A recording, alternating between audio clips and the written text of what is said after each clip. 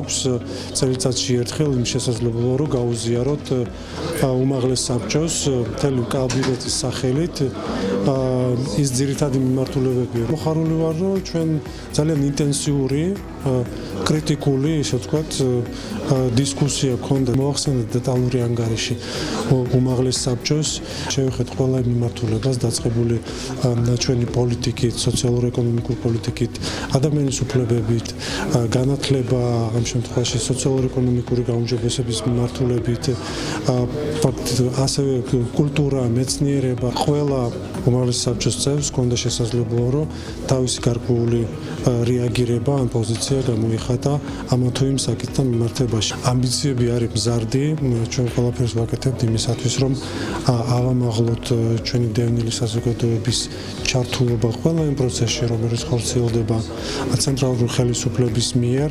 ბევრი ინოვაციური პროგრამა და ინიციატივა იყო, რომელიც უკავშირდებოდა ასევე ჩვენ საზოგადოებას და ოკუპირებულ ტერიტორიებს ძალიან ბევრი მიმართულებით, მიუხედავად იმ სირთულეებსა, რომელიც იყო დაკავშირებული 2021 წელთან, იქნებოდა ეს პანდემია თუ რომელიმე სხვა სირთულე, ჩვენ მოახერხეთ და განვახორციელეთ წარმატებით ყველა ინიციატივა. მოვისმინეთ მოხსენება 21 წლის განმავლობაში ჩატარებული მუშაობის შესახებ. ეს იყო ერთ-ერთი უმძიმესი წელი, აი ამ COVID-თან დაკავშირებით ძალიან მძიმე წელიწადი იყო და მიუხედავად ამისა საკმაოდ დიდი მუშაობა არის ჩატარებული.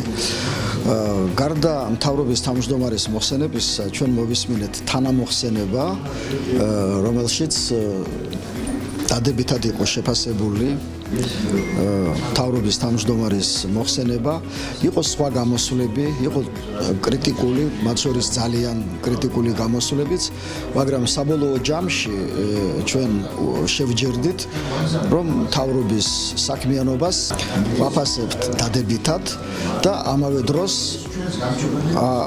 დროს გამოითქვა როგორც მთავრობის მხრიდან, ასევე ჩვენი მხრიდან მოსაზრება, რომ ჩვენ უნდა გავაგრძელოთ ერთობლივი მუშაობა მთელ რიგ საკითხებზე.